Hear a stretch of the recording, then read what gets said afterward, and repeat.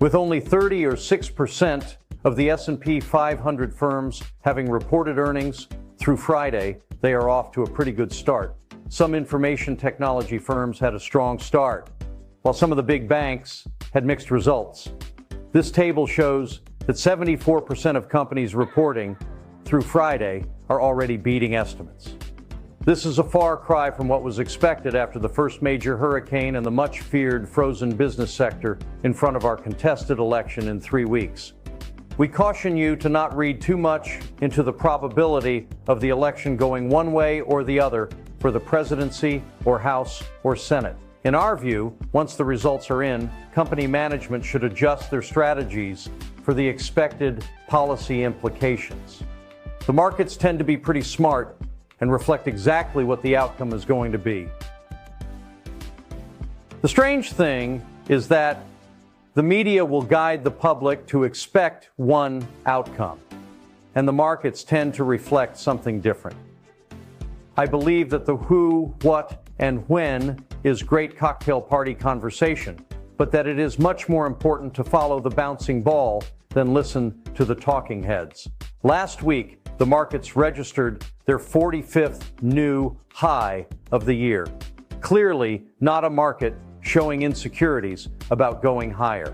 Given that the earnings from big banks last Thursday and Friday seemed to reflect very little slowdown in forward progression for corporate America, not only did earnings come in higher than expected, but it seemed to telegraph that these Q3 numbers are not focused on only the magnificent 7 tech companies, but breadth is expanding across small caps, mid caps, emerging markets, and a variety of sectors. What really caught my attention this last week was the action out of the US dollar and interest rates. If longer-term rates, 10 to 30-year, are rising, then the US dollar should be getting stronger as buyers across the globe want to take advantage of higher rates in the face of expected economic slowdown and falling inflation. But even more important was the action of short-term interest rates versus long-term interest rates. The short-term interest rates are the ones affected by the action of the Fed, which was a 50 basis point cut. But I pay more attention to the 10 to 30 year as these rates are an overt reflection of the current and expected strength of the economy. The money seems to be investing for continued economic resiliency, not economic slowdown or any kind of a landing. Last week's inflation data showed price pressures stronger than expected and caused some to pare back their expectations of further easing by the Federal Reserve this year. The consumer prices came in a bit softer, but the producer prices came in firmer than expected. Quite possibly, this would imply that the prices paid for goods and services have flattened out a bit, with demand growth slowing. But the producers are continuing to see strong demand, and they, on the other hand, have kept prices rising steadily.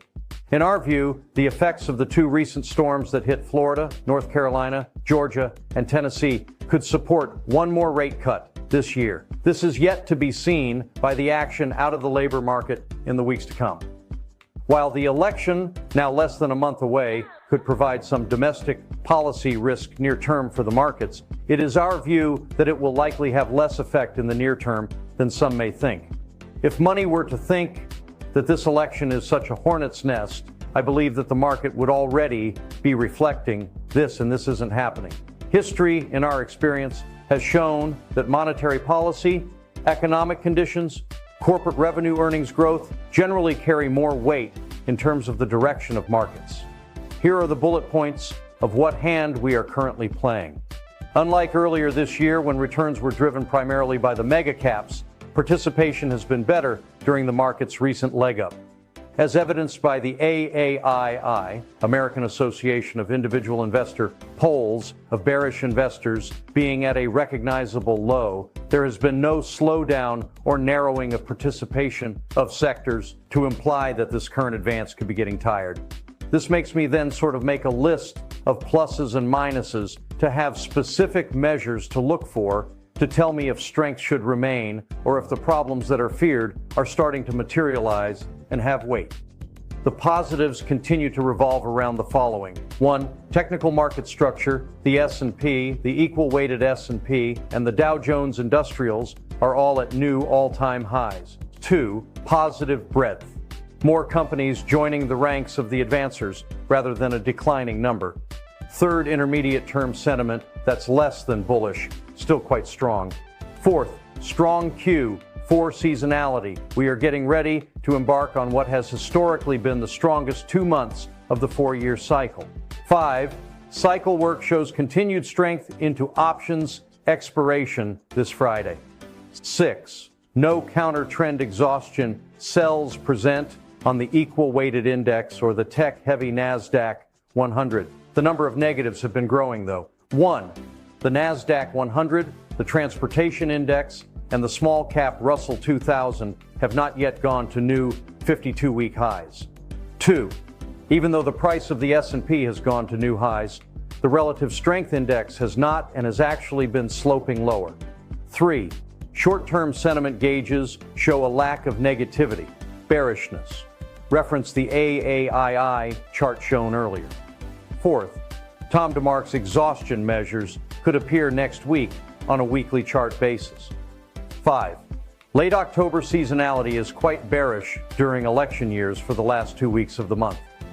6th, rates pushing higher creates a viable alternative to stocks that have run to new highs. In the end, these reasons for a breather or a pullback could be realistic, but as yet are not confirmed by a market that has shown any sign of being tired. According to my friend Ari Wald, the title of this week's report, Never Short a Dull Market, is attributed to the renowned analyst and commentator Mark Hulbert. The key point is that equities are behaving in a manner consistent with what we'd expect to see in an ongoing advance.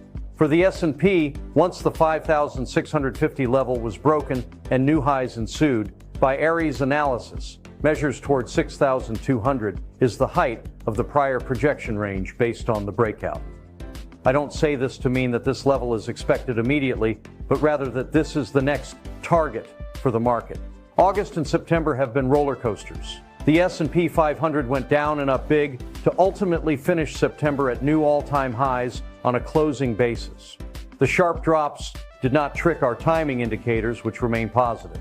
September ended, and the markets are now entering the best 18 months of the decade. September 30th of the 4th year is a special time. Over the following 18-month time frame, the market has risen 100% of the time, going back to 1904. Every mid-decade for over a century. This is a period from September 30th of the 4th year, 2024, to the March 31st of the 6th year, 2026, that has been profitable in all 12 such periods. The current bull market is middle-aged, now 24 months old, so it is not outlandish to think that it could persist for another 18 months. This is particularly true if the economy avoids a recession altogether while the Fed begins an easing cycle. There will certainly be times when the broad markets stub their toe.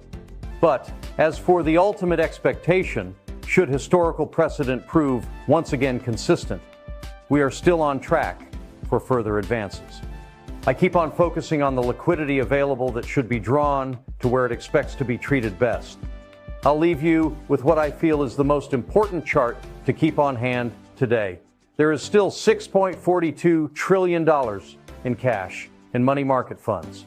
The ending of this week marks an important high point for many cycle studies of market action. This could mean that it is time for a breather. If it is, we will act accordingly. If you should have any questions, please don't hesitate to contact us so we can make sure you are allocated as you feel most comfortable.